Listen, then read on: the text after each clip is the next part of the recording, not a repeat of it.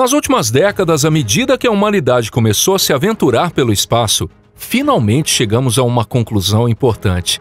Descobrimos que o nosso planeta é incrivelmente pequeno e que o ecossistema que sustenta a vida na Terra é extremamente frágil. Foi em meados do século XX, com o surgimento das armas de destruição em massa, que percebemos algo assustador. A humanidade tem o poder de destruir com as próprias mãos o lar chamado Terra. Olá, pessoal! A fragilidade da natureza diante da intervenção bruta dos seres humanos ficou ainda mais evidente no momento em que foi realizado o primeiro teste nuclear no espaço. Pessoal, esse é o nosso canal Pipa. Sejam todos bem-vindos. Eu sou o Deluca. E hoje o tema está imperdível. E então, vamos nessa? Hora de começar o nosso conteúdo de hoje.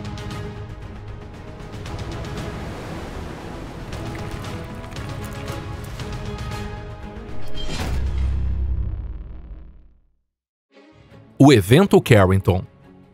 Hoje em dia vivemos em uma sociedade extremamente globalizada.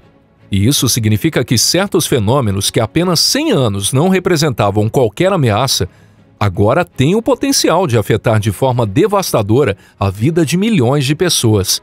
No início do século XX, por exemplo, as pessoas levavam suas vidas normalmente mesmo sem eletricidade. Mesmo nas primeiras décadas do século passado, ninguém considerava a falta de energia elétrica uma tragédia. Mas os tempos mudaram rapidamente, e a rede elétrica se tornou como um sistema circulatório que atravessa todos os aspectos da nossa vida. Sem ela, simplesmente não conseguimos mais viver. Um bom exemplo disso está no best-seller de Mark Ellsberg, intitulado Blackout. Nesse romance brilhantemente escrito, uma simples falha no sistema de energia durante um único mês mergulha quase toda a Europa no caos, levando a economia ao colapso e devolvendo as pessoas a uma vida semelhante à Idade Média. Só que o que é retratado em Blackout não é apenas ficção ou fantasia. Na verdade, a única razão pela qual isso ainda não aconteceu é porque tivemos sorte até agora. Em 1859, por exemplo, ocorreu um episódio curioso.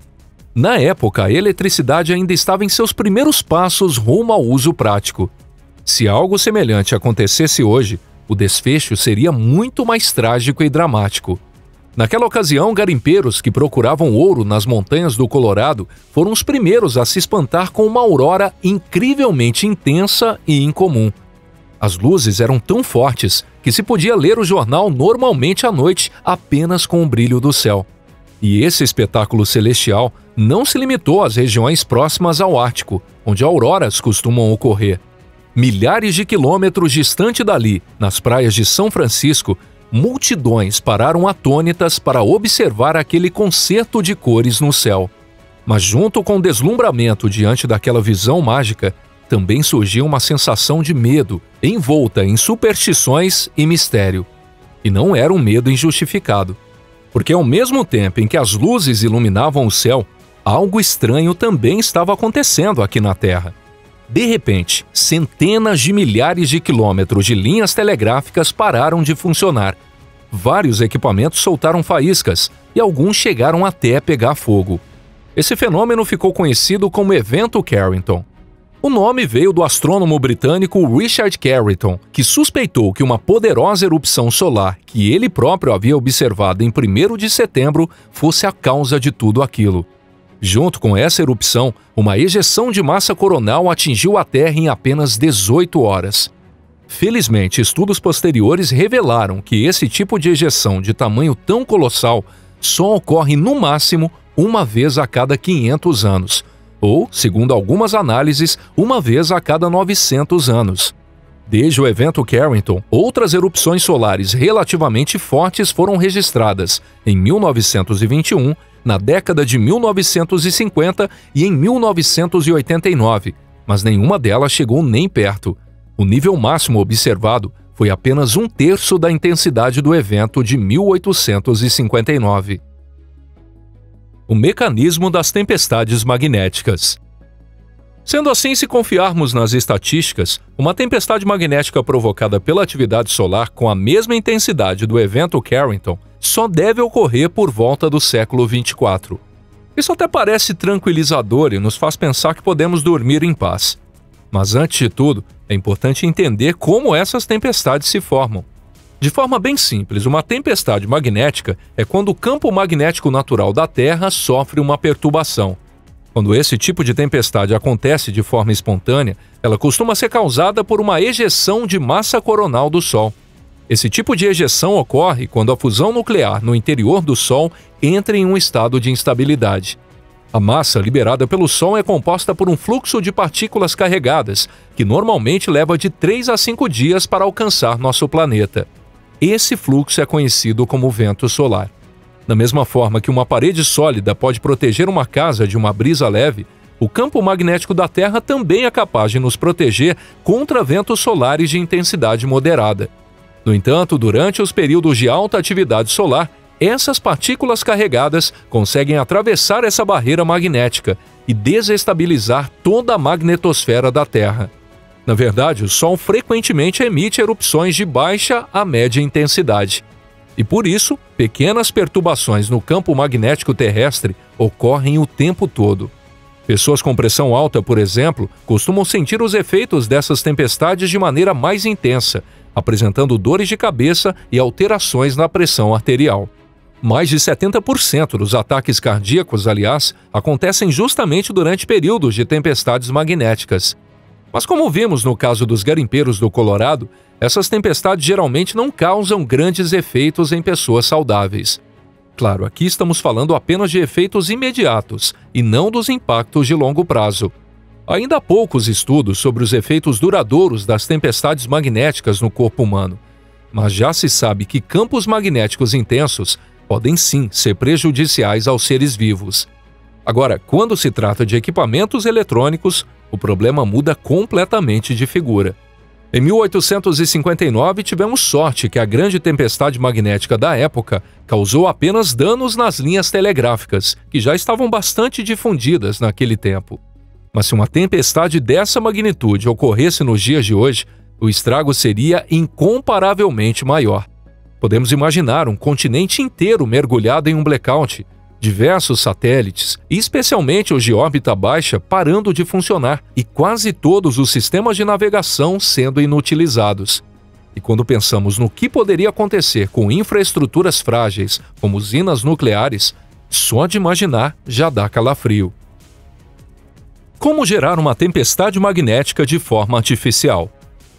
Desde os tempos em que vivíamos em cavernas, a humanidade sempre teve um talento peculiar. Até mesmo as descobertas que parecem totalmente inofensivas, de alguma forma, acabam sendo transformadas em ferramentas de guerra. E o período da Guerra Fria entre Estados Unidos e a União Soviética não foi exceção a essa regra. Naquela época, os dois lados começaram a desenvolver planos para criar uma arma poderosa e silenciosa, capaz de deixar todos os dispositivos eletrônicos completamente inutilizados, sem causar dano direto às pessoas. A conclusão a que chegaram foi surpreendente. Se uma explosão nuclear fosse detonada no espaço próximo à Terra, ela poderia funcionar exatamente como esse tipo de arma. Essa ideia saiu do papel entre o final da década de 50 e o começo dos anos 60, quando começaram os testes reais. A base dessa estratégia estava nas observações feitas dentro da própria atmosfera terrestre, onde partículas carregadas de alta energia, geradas por pulsos eletromagnéticos, mostravam um comportamento peculiar. E, na verdade, foi a própria natureza que inspirou essa ideia. Mais especificamente, as ejeções de massa coronal do Sol, que causam perturbações magnéticas, serviram como modelo para o conceito. Só que nesse caso, a fonte do fluxo de partículas carregadas e de pulsos eletromagnéticos era uma explosão nuclear em pleno espaço. Embora esse tipo de explosão não cause mortes diretamente, ele tem o potencial de paralisar completamente os sistemas eletrônicos que controlam mísseis guiados e defesas antimísseis. Até mesmo os sistemas de navegação de mísseis balísticos já lançados seriam comprometidos, transformando-os em nada mais do que blocos de ferro sem rumo. E há um detalhe muito importante. As ondas eletromagnéticas geradas por uma explosão nuclear no espaço não descem diretamente sobre o ponto da explosão, mas acabam se propagando para o outro lado do planeta. Isso torna muito mais fácil realizar esse tipo de ataque, tecnicamente falando. Ou seja, Não seria necessário arriscar atravessar o espaço aéreo inimigo com um míssil. Bastaria escolher um ponto onde a onda de partículas carregadas pudesse atingir o território do inimigo a partir do lado oposto da Terra. No caso dos Estados Unidos, o local escolhido para esse tipo de teste foi a região onde o Atlântico encontra o Oceano Índico. E, teoricamente, as ondas eletromagnéticas partindo dali atingiriam a Europa Oriental. Testes nucleares no espaço. Para colocar essa teoria à prova, os Estados Unidos realizaram 35 testes nucleares entre abril e agosto de 1958 em uma operação chamada Hardtack 1. Todas as explosões ocorreram em torno de ilhas de corais localizadas no meio do Oceano Pacífico. Essa operação foi considerada uma fase preparatória e, por isso, ainda não envolvia explosões nucleares no espaço. A maior altitude registrada durante esses testes foi de 81,3 quilômetros. Já entre agosto e setembro do mesmo ano, teve início a Operação Argus, que realizou os primeiros testes da história de explosões nucleares no espaço. 3 bombas atômicas foram detonadas no espaço durante essa operação. O primeiro país a explodir uma bomba atômica fora da atmosfera foi os Estados Unidos, no dia 27 de agosto de 1958. Na ocasião, foi detonado a 170 quilômetros de altitude um artefato W-25, com potência equivalente a 1,7 quilotonelada de TNT. Ou seja, os americanos optaram por não usar artefatos mais potentes, como a Little Boy, lançada sobre a Hiroshima, de 15 a 18 quilotons, ou a Fat Man, usada em Nagasaki, 21 a 23 quilotons. Provavelmente por essa razão, os efeitos da explosão foram relativamente moderados. Ainda assim, o principal objetivo do teste foi atingido. Equipamentos eletrônicos localizados a 80 quilômetros de distância do ponto diretamente abaixo da explosão sofreram falhas. Em 30 de agosto e 6 de setembro de 1958, a segunda e terceira bombas foram detonadas, em altitudes de 310 e 794 quilômetros, respectivamente. As 3 ogivas, todas com 1,7 quilotonelada de potência, foram levadas ao espaço por foguete X-17A, com 13 metros de comprimento e 2,1 metros de diâmetro. Como se previa, os testes confirmaram que era possível causar pane em equipamentos eletrônicos ao lançar bombas nucleares no espaço, além de comprovar que cinturões de radiação artificiais poderiam ser gerados ao redor da Terra. No início da Guerra Fria, a postura em relação a testes nucleares era incrivelmente imprudente. Tanto é que a segunda série de testes nucleares no espaço, realizada pelos Estados Unidos em 62, chegou a ser tratada quase como um espetáculo de teatro. A imprensa foi até convidada para assistir aos testes. No entanto, a primeira explosão programada da Operação Starfish Prime, marcada para 20 de junho de 62, acabou não acontecendo por causa de uma falha no motor do foguete Thor. Mas no segundo lançamento, tudo correu conforme o planejado. Em 9 de julho de 1962, uma ogiva extremamente potente, com força de 1,4 megatonelada, ou seja, 1.400 quilotons, foi detonada a 400 quilômetros acima do atol Johnston.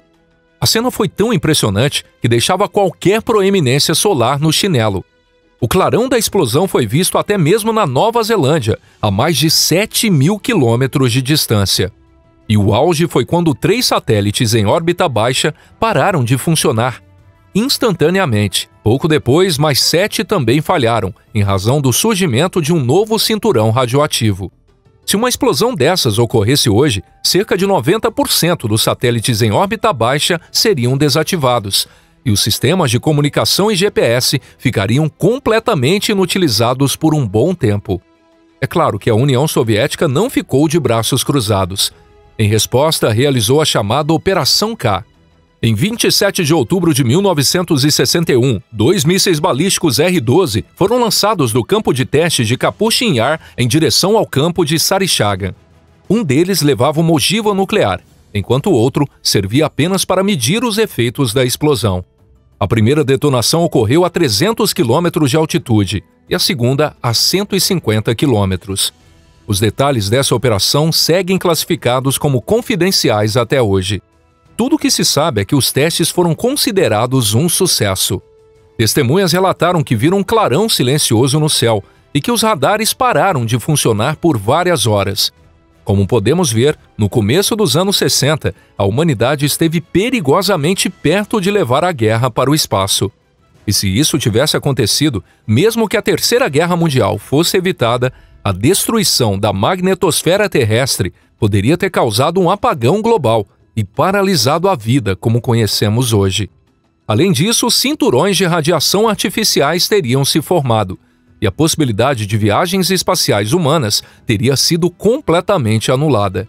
Na verdade, até mesmo cinturões radioativos localizados, criados por poucas explosões, já trouxeram dificuldades sérias para as primeiras naves tripuladas.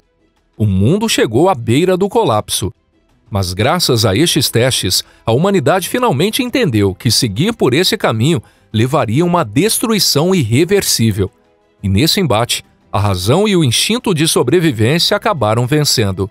Foi assim que no dia 5 de agosto de 1963, Estados Unidos, União Soviética e Reino Unido assinaram em Moscou um tratado proibindo testes nucleares na atmosfera, no espaço e no fundo do mar. E se você achou esse vídeo interessante, clique em gostei e compartilhe com seus amigos em suas redes sociais. Muito obrigado por assistir até o final. E a gente se vê na próxima aqui no canal Pipa. Um forte abraço e até mais.